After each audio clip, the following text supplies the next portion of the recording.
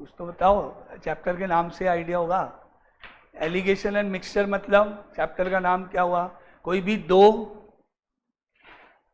Ingredients को, दो parts को, दो चीजों को मिलाकर एक नया पार्ट बनाया, एक कॉस्टली और एक चीप। एक तो ज्यादा कॉस्ट की है और एक कम कॉस्ट की है, दोनों को मिला दिया, दोनों को मिक्स कर दिया तो एक नई वेराइटी बन गई, दैट इज कॉल्ड मिक्सचर। और क्या, जैसे आप डेली लाइफ में भी तो करते हो, एसिड एंड वाटर। घर में जो मिल्क आता है आपके, वो क्या है? प्योर मिल्क है कि मिक्सचर है? वो भी तो मिक्सचर ही है। वाटर एंड मिल्क का मिक्सचर होता है। प्योर मिल्क तो शायद किसी के नहीं मिलेगा, किसी के नहीं आता हो, वो भी तो मिक्सचर ही हुआ। प्रैक्टिकल अपन लाइफ में जैसे एसिड होता है तो प्योर एसिड तो यूज कर नहीं सकते ना, प्योर एसिड यूज करेंगे तो बहुत ज़्यादा डेंजरस होता है, तो उसमें वाटर मिक्स होता है, उसकी कंसंट्रेशन को कम करते हैं, वो भी तो मिक्सचर ही हो गया। तो मिक्सचर का एग्जाम्पल तो सारे हैं, डेली लाइफ के हैं, बहुत सारे हैं। तो दो पार्ट को, दो चीज़ों को मिक्स करके एक नया मिक्सचर बनाना। जैसे राइस हो गया, एक हाई क्वालिटी की राइस है, बहुत टॉप क्वालिटी की है, और एक थोड़ी लो क्वालिटी की है, दोनों को मिक्स करके मीडियम क्वालिटी की बन गया। आता है ना, मीडियम क्वालिटी की चाहिए तो दो चीज़ों का मिक्स हो गया वो एक तरह से। तो उसमें हमको रेशो बताना होता है कई बार कि किस रेशो में मिक्स करें, वो चीज़ अपने को कई बार फाइंड करनी होती है ना। तो लिखो पहला part, rule number 1, let a mixture M. एक मिक्सचर हमने फॉर्म किया, mixture M, be made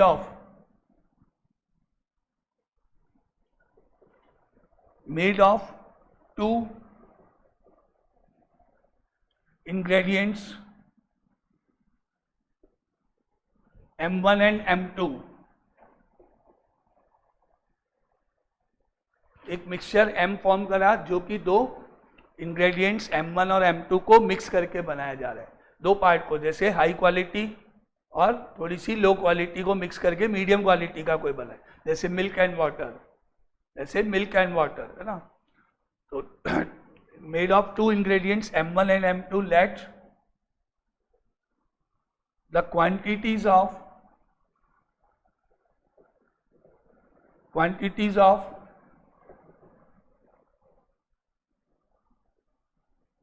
ingredients M1 and M2 be Q1 and Q2।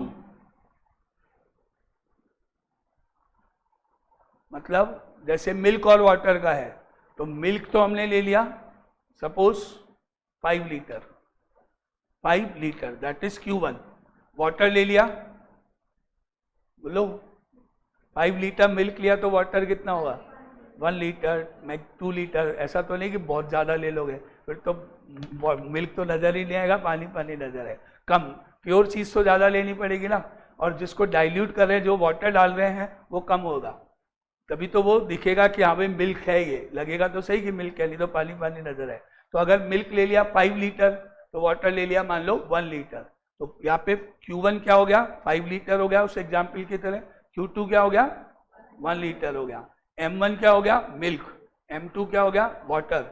M1 M2 हो गए इंग्रेडिएंट्स जो मिक्स कर रहे हैं, और Q1 Q2 क्या हो गई? उनकी प्राइस हो गई, सॉरी क्वांटिटी हो गई। Next is and the cost price, and the cost price per unit be C1 and C2 respectively।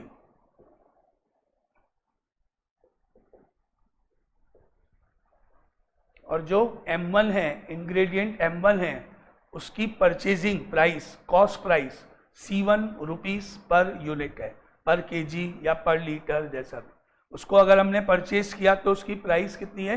C1 rupees है, और दूसरे इंग्रेडिएंट की प्राइस कितनी है, कॉस्ट कितनी है? C2 रुपीज है पर यूनिट। ठीक है, क्वांटिटीज हैं Q1 एंड Q2, और कॉस्ट प्राइजेज हैं C1 and C2 rupees respectively. Now next is let the cost price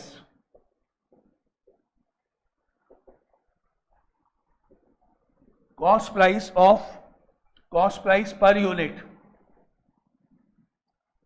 cost price per unit of the mixture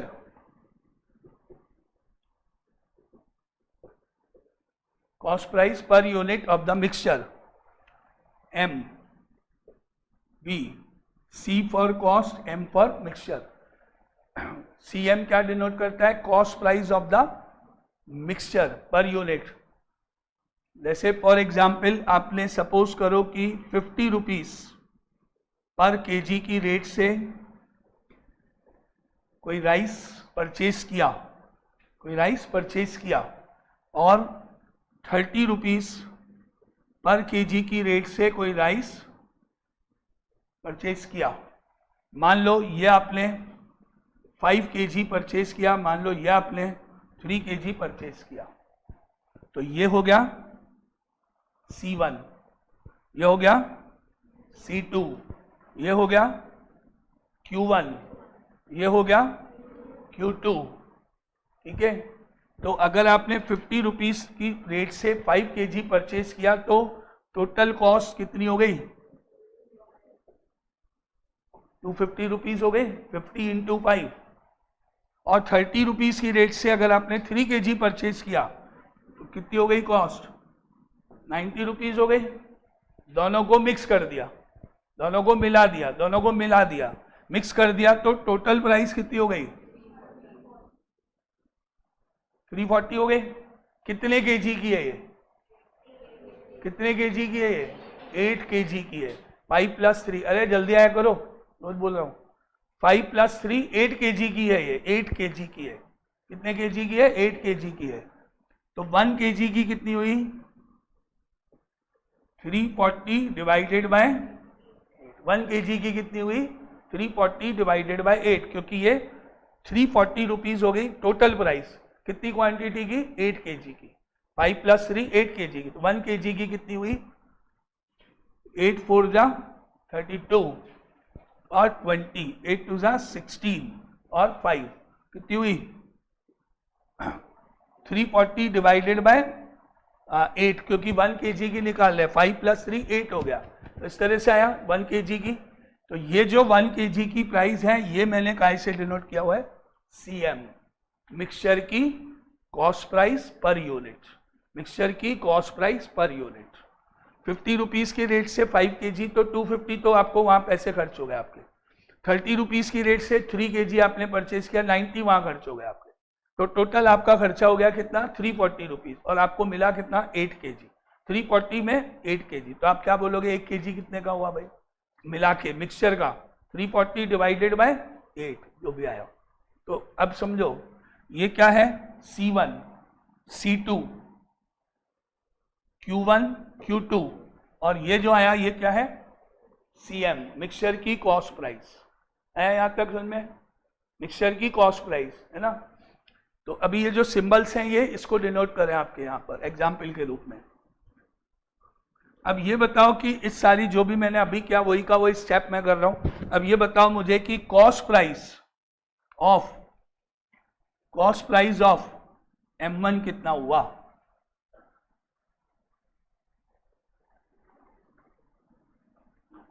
अभी किया है मैंने, वही का पूछ रहा हूं आपसे।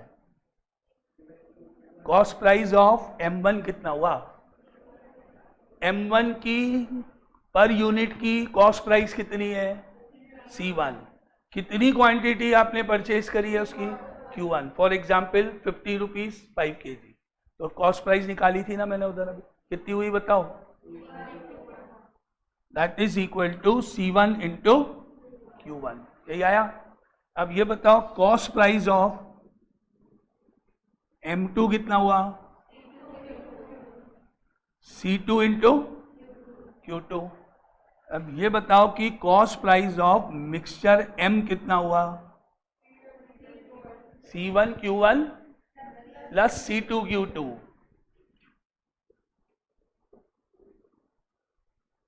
ये हो गया C1 Q1 plus C2 Q2। जैसे एग्जाम्पल में अभी 250 + 90 किया था मैंने, आया। अब ये बताओ कि cost price of mixture M per unit कितना हुआ? पर यूनिट कितना हुआ? C1 Q1 plus C2 Q2 divided by Q1 plus Q2। Total quantity से डिवाइड हो जाएगा। C1Q1 plus C2Q2 divided by C1 plus C2 हो गया, और ये वैल्यू इक्वल हो गई किसके? CM के। हाँ sorry, Q1 plus Q2, correct.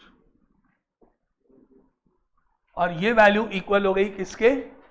CM के, cost price of the mixture के, जो ऊपर अपन ने लिखा है, पर यूनिट की कॉस्ट प्राइस के इक्वल हो गया ये। आया यहां तक समझ में? आया यहां तक? क्लियर?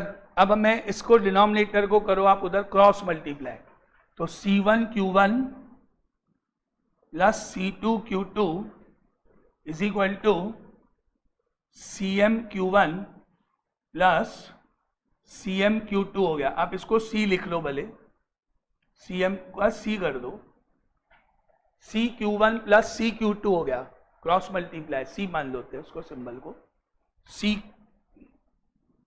ये हो गया? आया यहां तक समझ में? क्या बन गया? ये आ गया, क्रॉस मल्टीप्लाई हो गया। अब हम क्या कर रहे हैं? अब हम Q1 एक तरफ करते हैं, Q2 एक तरफ करते हैं, यानी CQ1 लेफ्ट में और C2Q2 उधर राइट में, Q2 एक तरफ, Q1 एक तरफ, that is C1Q1 minus CQ1 is equal to CQ2 minus C2Q2। ये हो गया। अब लेते हैं कॉमन, लेफ्ट साइड में Q1 कॉमन और राइट साइड में Q2 कॉमन, लेफ्ट साइड में Q1 कॉमन, राइट साइड में Q2 कॉमन। ये Q1 कॉमन, ब्रैकेट में बचा C1 माइनस C, और राइट साइड में Q2 कॉमन, ब्रैकेट में बचा C माइनस C2। ठीक है, आ गया। और अब हम लेते हैं Q2 को नीचे, Q1 अपॉन Q2, और इसको ब्रैकेट को उधर नीचे, Q1 और Q2 नीचे एक साथ लेफ्ट साइड में अपॉन में, और वो वाला ब्रैकेट वाला उधर राइट साइड में अपॉन में। क्या बना? Q1 upon Q2 is equal to Q1 upon Q2 is equal to C minus C2 upon C1 minus C। बन गया?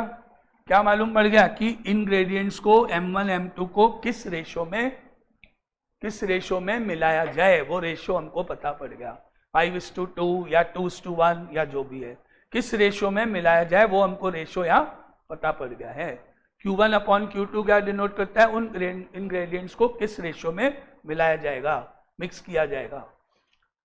तो ये आपका एक तरह से फॉर्मूला बन गया है, जिसको हम डायरेक्टली क्वेश्चन करते समय यूज कर सकते हैं। C डिनोट करता है cost price of the mixture per unit, C2 denote करता है cost price of ingredient number 2, और C1 फर्स्ट की। और क्या आप ये बता सकते हो कि इन तीन में से C1, C और C2 में, उसको देख के बताना कौन ग्रेटर है, कौन स्मॉलर है। इंक्रीजिंग ऑर्डर में मैं क्या लिखूं? मेरे पास 3 सिंबल्स हैं यहाँ पे साइड में, ये 3 सिंबल हैं, कौन कैसे जाएगा? C1, C, C2, क्योंकि देखो C1 में से C माइनस हो रहा है, मतलब C1 ग्रेटर है C के कंपैरिजन में, और C में से C2 माइनस हो रहा है, मतलब C C2 के कंपैरिजन में ग्रेटर है। यहां से तो मुझे क्या मिल रहा है कि C1 is greater than C, या C is the smaller than this. अगर मैं नीचे डिनोमिनेटर कंसीडर करूं तो मुझे क्या दिख रहा है कि C की वैल्यू C1 के कंपैरिजन में कम होगी, ऐसे मिलेगा, या C1 C के कंपैरिजन में ग्रेटर है। और ऊपर वाले को कंपेयर करो तो C की वैल्यू C2 से क्या है? ज्यादा है, C की वैल्यू C2 से ज्यादा है, ऐसे हुआ, C is greater than C2 हो गया। आया? क्योंकि माइनस तभी तो होगा, एक की वैल्यू ज्यादा होगी, एक की वैल्यू कम होगी, तभी तो मिक्सचर बनेगा बीच का। तो इस तरह से ये रूल है आपका कि यहां पर कॉस्ट इस तरह से जाएगी, जो मिडिल प्राइस है, जो मीन प्राइस है, वो बीच में जाएगी, ग्रेटर प्राइस लेफ्ट में और कम प्राइस राइट में। ठीक है, जैसे फॉर एग्जाम्पल अपन ने क्या बोला, 50 रुपीज, 30 रुपीज, तो 50 और सबसे बड़ी वैल्यू, 30 सबसे कम वैल्यू, बीच में उनका मीन, 50, फिर C फिर 30, ऐसे 50 फिर C फिर 30। C कैसे निकाला हुआ फिर यहाँ तक आया समझ में। अब देखो ये पूरा इतना फॉर्मूला याद करना पड़ेगा या फिर आप इसको यूज कर सकते हो फॉर्मूले की तरह। अब हम इसी फॉर्मूले को करते हैं शॉर्टकट। शॉर्टकट में हम इसको कैसे निकाल देंगे, या यही का यही पार्ट हम कैसे एक ग्रिड बनाएंगे, एक एलिगेशन डायग्राम बनाएंगे, उससे हमारा ये पूरा का पूरा डायरेक्ट आ जाएगा, जो हमको फॉर्मूला याद नहीं रखना पड़ेगा। कैसे, इसको एलिगेशन रूल बोलते हैं, एलिगेशन रूल बोलते हैं या मिक्सचर रूल बोलते हैं। फॉर्मूला बता लो। देखो आपके पास क्या क्या है इंग्रेडिएंट, एक तो है C1, एक है C2, दो इंग्रेडिएंट्स हैं यहाँ पर। अभी यहाँ पर आपने देखा ये C1 है, ये C1 है जिसकी प्राइस ज्यादा है, ये C2 है, ये C2 है जिसकी प्राइस कम है। C1 ग्रेटर है, C2 स्मॉलर है, ये आपको यहाँ से दिख ही रहा है। और यहाँ पर मिक्सचर का C है, मिडिल में C मिक्सचर का, ठीक है। C1 क्या है यहाँ पर, ग्रेटर है, ये लोअर है, ठीक है। और मिडिल में जो C है वो दोनों के बीच में जाएगा, आपको पता है। अब आप एरोस कैसे लगाओगे, ऐसे ऐसे, ग्रेटर की साइड, ग्रेटर की साइड, दोनों में कौन ग्रेटर है, C1 ग्रेटर है, ग्रेटर की साइड एरो, ग्रेटर की साइड एरो। और यहां एरो कैसे लगाओगे, इन दोनों में कौन ग्रेटर है, C, वहां से देख लो C ग्रेटर है उधर, यानी जो ग्रेटर वैल्यू है उस वो बड़ी होगी C से और स्मॉलर वैल्यू C से कम होगी, ऐसे, ठीक है। अब आप इसको एरो को यहां ले आओ, क्रॉस, ये करा। C1 बड़ा है, एरो से पता पड़ रहा है, C कम है, एरो से पता पड़ रहा है, एरो देख के डिसाइड हो रहा है C1 बड़ा है, C कम है। तो यहां आप C1 में से C को माइनस कर दो, ग्रेटर में से स्मॉलर को माइनस करके लिख दो, ठीक है। और यहां एरो ले आओ ऐसे, यहां पर कौन बड़ा है, C बड़ा है, C2 कम है एरो से, तो यहां आप C में से क्या माइनस कर दो, C2 माइनस कर दो, ठीक है, कर दिया। अब आप इसको डिवाइड करके लिख दो, C minus C2 upon C1 minus C, divide करके लिख दिया आपने। चेक करो कि क्या ये दोनों सेम है, मैंने जो फॉर्मूले से निकाला वो आया, क्या आया, वही का वही, वही का वही। तो ये आपको क्या डिनोट कर देगा, Q1 अपॉन Q2 बन जाएगा। यानी इसकी क्वांटिटी अगर Q1 है, इसकी क्वांटिटी अगर Q2 है, तो उसका रेशो दे देगा डायरेक्टली। अब बताओ ये इजी है या डायग्राम इजी है, कैसे करना ज्यादा इजी है, क्वेश्चन को कैसे सॉल्व करना ज्यादा इजी है, डायग्राम से या फॉर्मूले से, याद हो जाएगा तो भी ठीक है, और डायग्राम है तो बहुत इजी है। डायग्राम से ज्यादा इजी है क्योंकि उसमें आपको सीधा लिखते ही मालूम पड़ जाएगा, माइनस करते ही आंसर आ जाएगा, माइनस करते ही आंसर आ जाएगा। तो ये डायग्राम ज्यादा इजी है आपके सामने। अभी क्वेश्चन करते हैं पहले इस पे, फिर दूसरा टॉपिक लेंगे। पहले आप ये देखो, ये समझ में आया डायग्राम, या यहाँ पर अपन ने ग्रेटर वैल्यू लिख दी, वहां अपन ने स्मॉलर वैल्यू लिख दी उस साइड में, और बीच में मीन प्राइस है, जो मिडिल है, सब पर यूनिट है, सब पर यूनिट है। ग्रेटर में से स्मॉलर माइनस करके क्रॉस लिख दिया, उधर भी ग्रेटर में से स्मॉलर माइनस करके क्रॉस लिख दिया, दोनों को डिवाइड कर दिया। तो Q1 और Q2 का जो रेशो है, किस रेशो में मिक्स किया जाए वो मुझे मालूम पड़ गया, वो मुझे फाइंड हो गया। अब इसमें आपको कभी Q1 दे रखा होगा, Q2 फाइंड करना हो सकता है, कभी पूरा रेशो निकालना हो सकता है, कभी इनमें से कोई और कॉस्ट निकालनी हो सकती है, डिपेंड करता है क्वेश्चन के अकॉर्डिंग। जैसा C, C1, C2, Q1, Q2 कुछ भी पूछ सकते हैं। तो हम ये फॉर्मूले को ही हमने उस तरीके से लिखा हुआ है डायग्राम की फॉर्म में, है ना। क्योंकि आपकी जो बुक है उस बुक के अंदर ML अग्रवाल में डायरेक्ट फॉर्मूला दिया हुआ है ये, है ना, और उसमें ये चीज़ क्लैरिफाई नहीं की हुई है कि भला कैसे है, क्यों है। क्योंकि किसी को हो सकता है ये ज़्यादा ही, अगर मैं डायरेक्ट बोलता तो आपको लगता है हुआ क्यों, कैसे हुआ, कैसे आया, क्या है, क्या मतलब है, कुछ समझ में नहीं आता, इसलिए पूरा स्टेप सामने है। अब एक एक चीज़ आपको यहाँ पे क्लियर है, क्योंकि इसमें डायरेक्टली मतलब फॉर्मूला दिया हुआ है ML अग्रवाल में आपको। आपको स्कूल में भी शायद हो सकता है डायरेक्ट फॉर्मूला ही बताया हो या ये चीज़ ना बताई हो, लेकिन ये मेरे हिसाब से ये जरूरी है कि आपको ये याद ध्यान होना चाहिए, क्योंकि कई बार क्या होगा आपको ये याद नहीं रहेगा तो कम से कम आप मैनुअल तो कर ही लोगे, नॉर्मल बात है भाई। क्वांटिटी 1 मल्टीप्लाई बाय प्राइस, ये नहीं भी याद हुआ, cost price, quantity number 2 cost price number 2 multiply करेंगे कॉस्ट प्राइस नंबर 2 आ गया, दोनों को ऐड कर देंगे टोटल कॉस्ट प्राइस आ जाएगा, जिसको डिवाइडेड बाय क्वांटिटीज कर देंगे तो अपने आप ही इक्वल हो जाएंगे, जैसे वो किया था ना अपन ने ये वाला स्टेप। ये तो बना ही सकते हो, ये तो नॉर्मल है, बिल्कुल नॉर्मल कैलकुलेशन है 9-10 के हिसाब से, C1 Q1 plus C2 Q2 upon Q1 plus Q2 that is mean price. इसमें भी वैल्यू रख सकते हो, इसमें भी आप वैल्यूज रख के आंसर निकाल सकते हो क्रॉस मल्टीप्लाई वगैरह करके, जो वैल्यू मिसिंग है वो निकल जाएगी इससे। ठीक है, क्लियर? फॉर्मूला कैसे बना, क्या है ये। अब पहले अपन एक क्वेश्चन देखते हैं इसके ऊपर, फिर आगे चलते हैं नेक्स्ट पार्ट पे।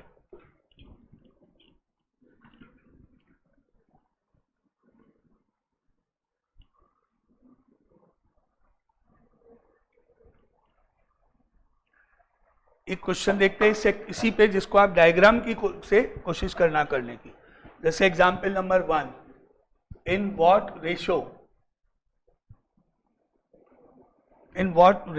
मस्ट अ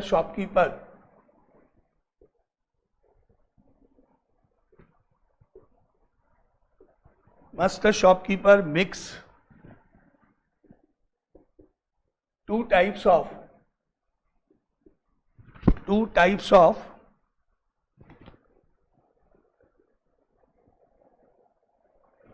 of oranges जिनकी रेट है ₹60 पर kg and ₹90 per kg, ₹60 per kg and ₹90 per kg respectively,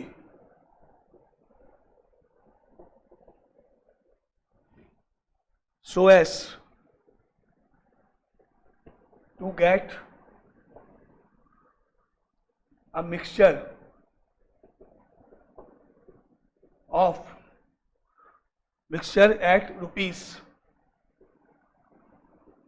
₹80 per kg।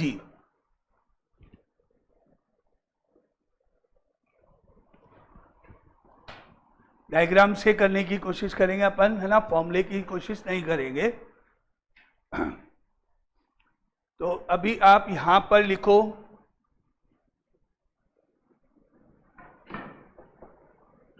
Orange number 1 first quantity first type, दूसरा लिखो हेडिंग ऑरेंज नंबर 2, ऐसे ये लिखा। अब इसके नीचे लिखो इसकी कॉस्ट प्राइस। ये ध्यान रखने की कोई जरूरत नहीं है कि कौन पहले आएगा, जिसको रेशो के अकॉर्डिंग जो पहले आएगा वो Q1 हो जाएगा, जो बाद में आएगा वो Q2 हो जाएगा। ऐसा नहीं कि ग्रेटर पहले स्मॉलर बाद में, ऐसा कोई रूल मत रखो। पहले आपको फर्स्ट और सेकंड का निकालना है तो फर्स्ट के नीचे देखो, फर्स्ट के लिए यहाँ पे क्या आ रही है ₹60 और यहाँ क्या आ रहा है ₹90 पर kg होना चाहिए है। अब बीच में मिडिल में लिखो आप ₹80 लिख दिया। अब एरो लगाओ, एरो का रूल कोई ऐसा नहीं है हार्ड एंड फास्ट कि आपको करेक्ट लगाना है, आपकी जरूरत बिना एरो के भी चलेगा, ऐसा कुछ नहीं। वैसे 80 बड़ा है तो एरो यूं लगेगा ऐसे, लेकिन अगर ऐसा कुछ नहीं है कि आपने एरो बस केवल ऐसे लाइन बनाई तो भी चलेगा, बस माइनस किस में से किसको करना है वो आपको ध्यान रखना है। ऐसे यहाँ लाइन ऐसे बनाई आपने, अब यहाँ से यूं गए 90 माइनस 80, बड़े में से छोटा माइनस इधर लिखना है, इधर आएगा 90 माइनस 80 इज इक्वल टू 10 और इधर आएगा 80 माइनस 60 इज इक्वल टू 20।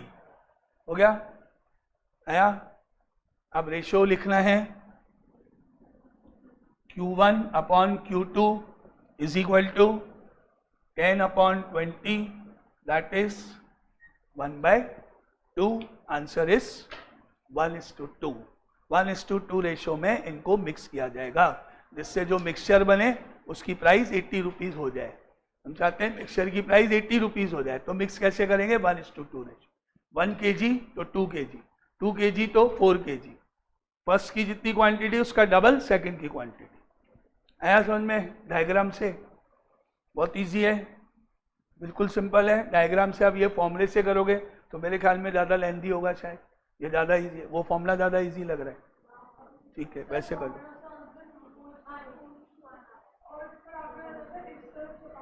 मैंने जो फॉर्मूला बनाया है वो समझो, मैंने जो फॉर्मूला बनाया उसमें मैंने हेडिंग डाली हुई है कि फर्स्ट वाला ग्रेटर है, सेकंड वाला स्मॉलर है। तो अगर मैं फॉर्मूले को यूज करूंगा तो मेरा आंसर 2:1 आएगा, यानी ग्रेटर।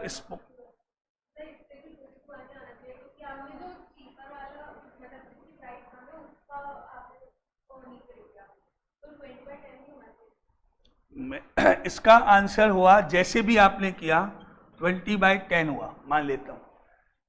तो ये बताओ कि ये रेशो जो आया वो किसका है?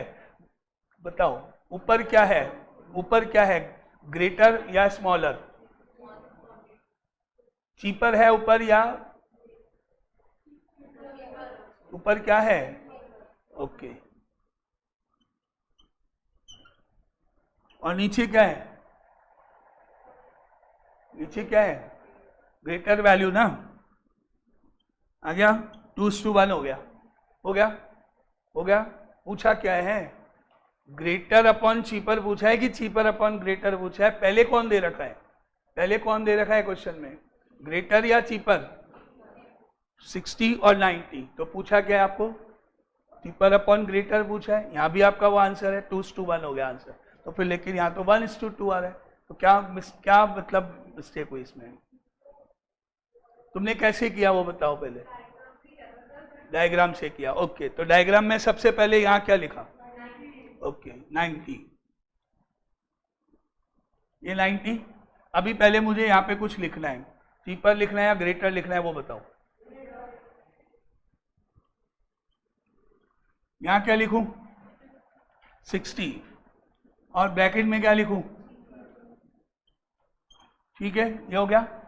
अब आपने माइनस करा, यहाँ कितना हो गया? 10, यहाँ कितना हो गया? 20। रेशियो कितना हुआ? 20/10। अब ये तो बताओ यहाँ क्या लिखूं हेडिंग? 20/10 हो गया, तो रेशियो क्या आएगा? ग्रेटर अपॉन चीपर आएगा ना भाई, जो पहले होगा वो ऊपर आएगा, यही तो था, याद करो Q1/Q2। आंसर में यही तो लिखा हुआ है। आपने जो किया मैंने मना नहीं किया, सही किया हुआ है, गलत नहीं है, सब कुछ सही है। 20/10 भी सही है आपका, लेकिन आंसर जो आया वो किसको डिनोट कर रहा है? ग्रेटर अपॉन चीपर को या चीपर अपॉन ग्रेटर को? ये तो बताओ। जो पहले लिखोगे ऊपर आएगा, जो बाद में लिखो नीचे आएगा। आपकी चॉइस है, आपने पहले क्या लिखा, मैंने तो आपको बोला ही नहीं कि ये मत लिखो। आपने बोला हमने ये पहले लिखा, लिख लो। ब्रैकेट में क्या लिखा? ग्रेटर। सेकंड आपने वो लिखा, लिख लो। ब्रैकेट में क्या लिखा? चीपर। जो आंसर आएगा वो क्या डिनोट करेगा? ग्रेटर अपॉन चीपर का। हो गया? आया? नहीं, वो नहीं। देखो रूल क्या है आपका, अपन ने क्या लिखा था यहाँ पे देखो। पहले रूल में अपन ने क्या लिखा था? ये Q1 यहाँ पर लिखी थी अपन ने cos C1, यहाँ अपन ने लिखी थी cos C2, और यहाँ अपन ने लिखी थी C। ठीक है, ठीक है। इसकी क्वांटिटी अपन ने मानी थी Q1, इसकी क्वांटिटी अपन ने मानी थी Q2। ओके, अब इसके नीचे वर्ड बताओ क्या लिखूं, ग्रेटर या चीपर? क्या लिखा है, क्या लिखूं? ग्रेटर। ओके, और यहाँ चीपर लिख दें। ठीक है, अब माइनस करने पर यहाँ क्या हो गया? C1 माइनस C हो गया, और यहाँ क्या हो गया? C माइनस C2 हो गया। ठीक है, अब रेशो बनाओ, इसको ऊपर उसको नीचे, या उसको ऊपर उसको नीचे, वो आपके ऊपर है। मान लो C minus C2 upon C1 minus C बनाया। अब जो आंसर आया वो उसमें ऊपर क्या आएगा?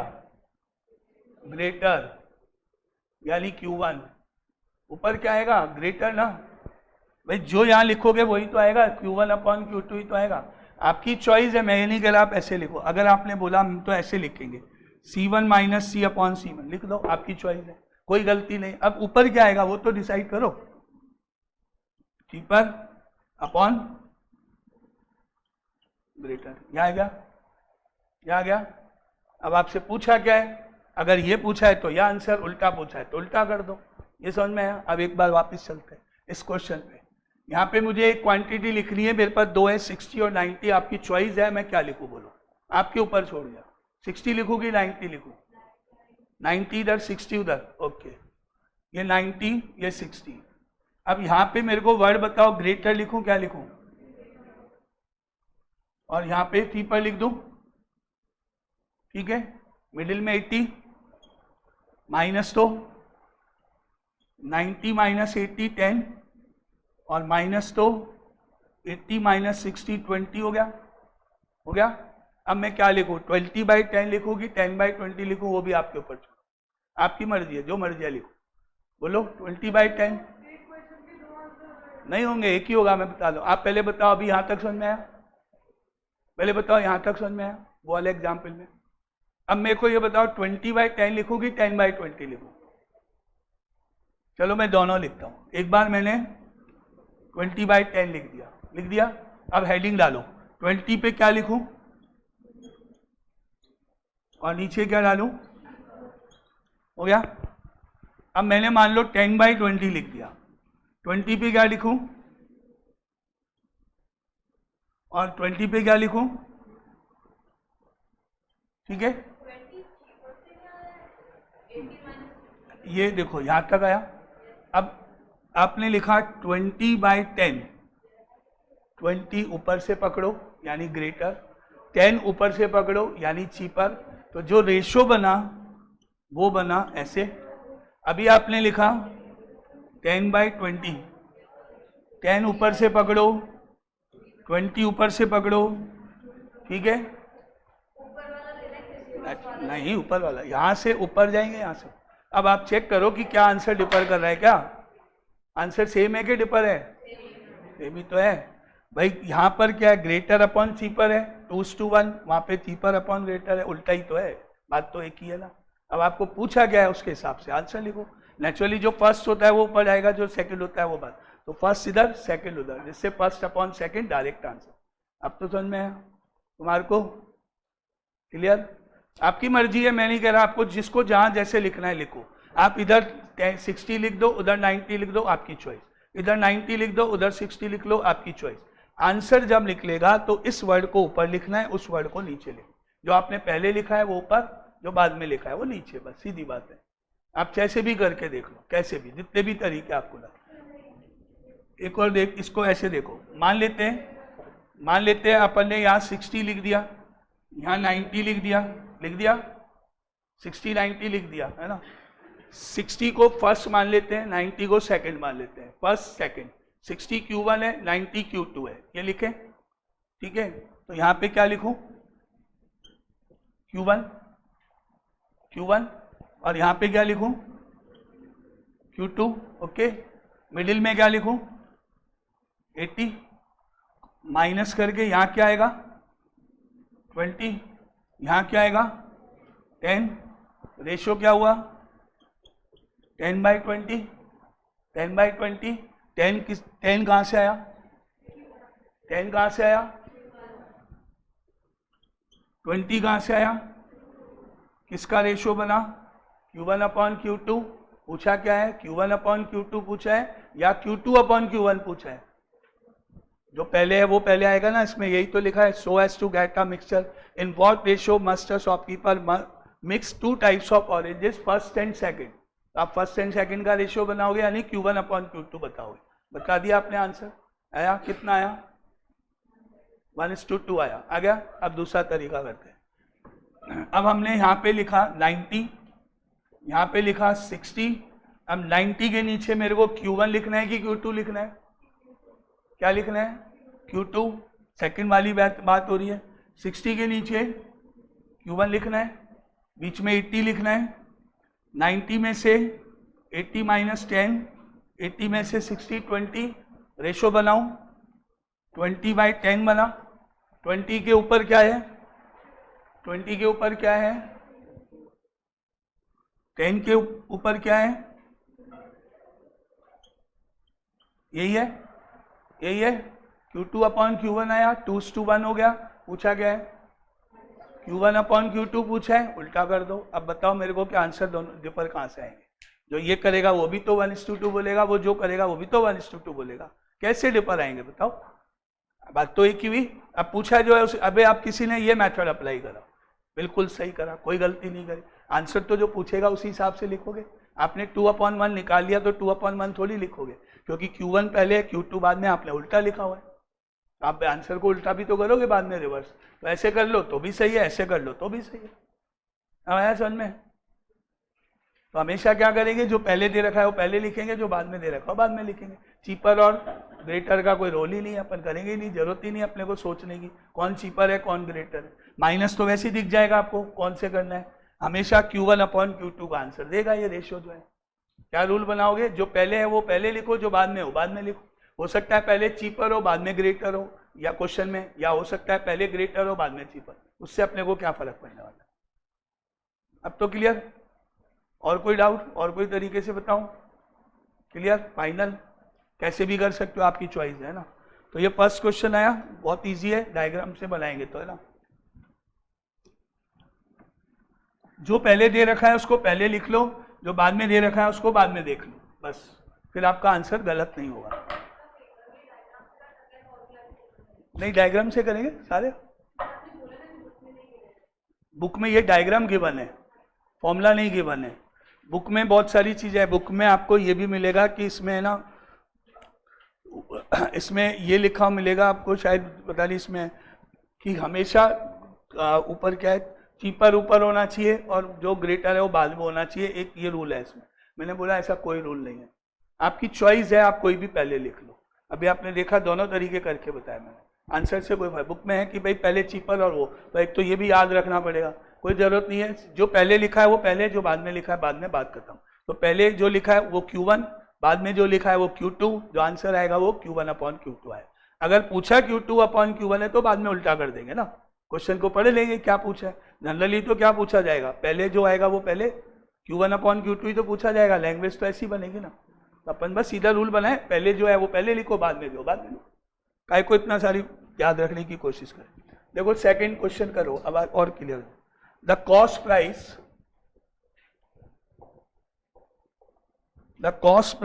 Of type 1 rice is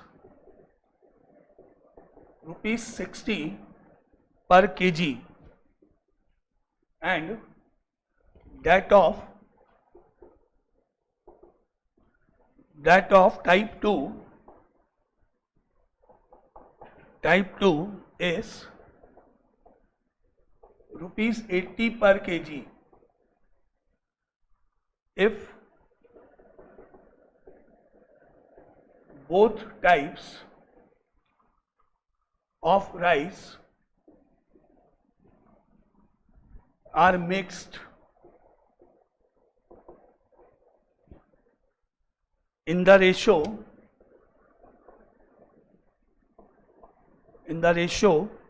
2:3 respectively.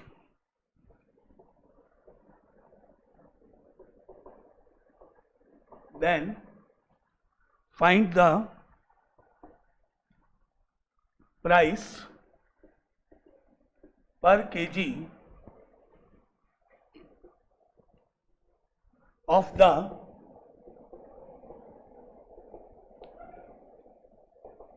Mixed rice. Cost बतानी है मिक्सचर की पर की। तो सबसे पहले फर्स्ट टाइप की हेडिंग डाल के टाइप 1 लिख के इसकी कॉस्ट प्राइस इसके नीचे लिख दो। कितनी है कॉस्ट प्राइस इसकी? ₹60। जो पहले दे रखा है वो पहले लिख दिया मैंने। टाइप 2 इसकी कॉस्ट प्राइस कितनी है? ₹80। मिक्सचर की कॉस्ट प्राइस मुझे फाइंड करनी है। सिंबल X यूज कर लो, Y यूज कर लो, C यूज कर लो, जो आपकी इच्छा है। जो निकालना है वो मिडिल में आएगा, जो फाइंड करना है इस बार। तो आपने यहाँ पे मान लो X लिख दिया। अब आपको ये नहीं पता है कि भाई 60 में से X माइनस होगा या X में से 60 होगा, वो मैंने आपको लिखा दिया था। देखो ये कम है तो नेचुरल बात है x बड़ा होगा इससे। x कहाँ जाएगा? 60 और 80 के बीच में जाएगा। x कहाँ जाएगा? 60 से बड़ा होगा और 80 से छोटा होगा। तो x में से 60 माइनस होगा और उधर 80 में से x माइनस होगा। याद रहेगा? x कहाँ जाएगा? 60 और 80 के बीच में। 60 से ग्रेटर होगा इसलिए x माइनस 60 होगा और 80 से छोटा होगा इसलिए 80 माइनस x होगा। बस अब यहाँ पे ऐसे जाओ 80 माइनस x इधर करो और यहाँ से ऐसे जाओ x माइनस 60 इधर करो। है समझ में? x कहाँ होगा? 60 और 80 के बीच में। 60 से ज़्यादा इसलिए x माइनस 60, 80 से कम इसलिए 80 माइनस x। बस कर दिया। अब रेशो लिख लो, 80 minus x upon x minus 60, ratio लिख दिया। और ये रेशो क्वेश्चन में ऑलरेडी गिवन है। किसके इक्वल है? 2/3 के इक्वल है। ऑलरेडी रेशो गिवन है 2:3, 2/3 के इक्वल है। इक्वल कर दिया। अब normal equation cross multiply x निकाल लो और कितना आया x वो बताओ? 72। करेक्ट।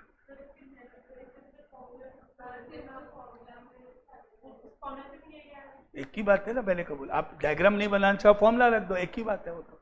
अब पहले फॉर्मूला बनाया मैंने इसीलिए तो बताया। मैं आपको बुक में ऐसा फॉर्मूला इसमें डायरेक्ट लिखा हुआ है नीचे, तो आप चाहो तो फॉर्मूले से भाई जैसे आपकी चॉइस हो। ये थोड़ा इजी रहता है क्योंकि इसमें अभी थोड़े से अभी तो इजी है, थोड़ा टिपिकल आएगा तब ये इजी रहता है। बाकी आप फॉर्मूले से करो, आपकी चॉइस है, उसमें कोई दिक्कत नहीं। Q1 अपॉन Q2 बनाना है आपको। अब इसको सॉल्व कर लो क्रॉस मल्टीप्लाई करके। 3 इंटू 80 कितना हुआ? 240 minus 3x is equal to 2x minus 120। तो 240 प्लस 120 ऐड होके 360 हो गया, इधर 5x हो गया और x की वैल्यू आ गई 72। आंसर लिख देना कि mix price is equal to ₹72 per KG. Answer unit के साथ लिखना, पूरा स्टेप के साथ, केवल 72 नहीं लिखना, ₹72 पर केजी। ये सेकंड पार्ट आ गया। थर्ड पार्ट शुरू करें एक और फटाफट। Third part question number 3।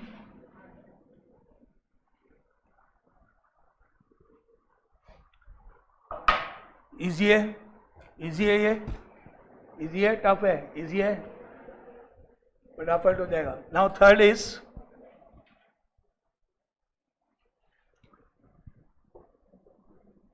three varieties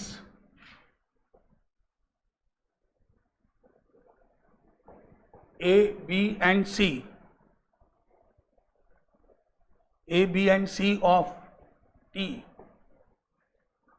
are mixed together,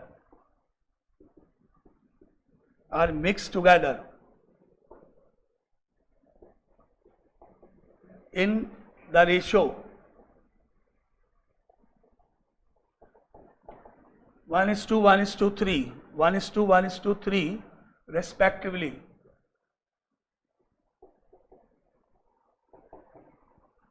The price of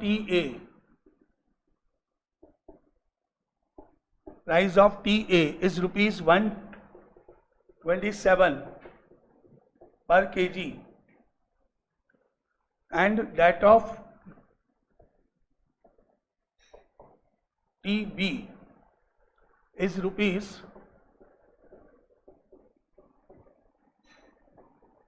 135 per kg.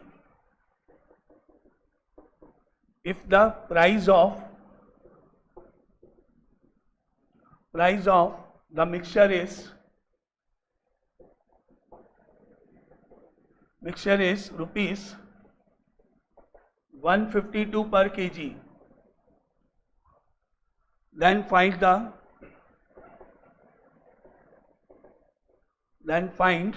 the price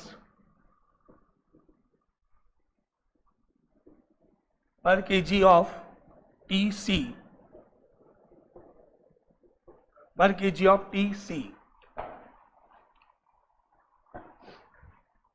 three varieties हैं A, B एंड C जिनको मिक्स किया गया है 1:1:3 रेशियो में, 1:1:3 रेशियो में, यानी कि फर्स्ट और सेकंड A और B की इक्वल क्वांटिटीज मिक्स हुई है। 1:1 इक्वल क्वांटिटीज मिक्स हुई है। अगर फर्स्ट 5 kg यूज हुआ है तो दूसरा भी 5 kg यूज हुआ है। First and second equal quantities में मिक्स हुआ है, तो फर्स्ट और सेकंड का एवरेज प्राइस हम निकाल लेते हैं। कैसे निकालोगे? Average price of T1 and T2।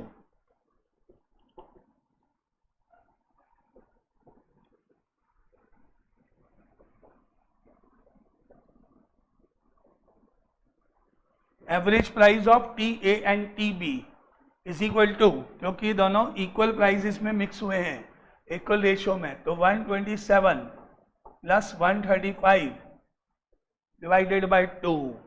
समझ में आया?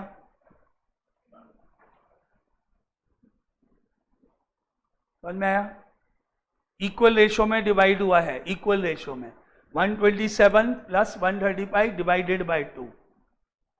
समझ में आया? नहीं, क्योंकि 3 है ना, 3 के लिए तो एलिगेशन नहीं लगेगा, या तो फिर मेरे को पूरे स्टेप करने पड़ेंगे ऐसे कि भाई इनका रेशियो 1:1:3। आपको पता है रेशियो जब आता है तो अपन x y z कुछ लगाते हैं, तो ये x क्वांटिटी है, ये x क्वांटिटी है, 3x क्वांटिटी है। तो अगर मैं पूरे मेथड पे जाऊं तो क्या होगा? फर्स्ट की क्या है? 127 इंटू एक्स क्वांटिटी। सेकेंड की क्या है? 135 इंटू एक्स क्वांटिटी।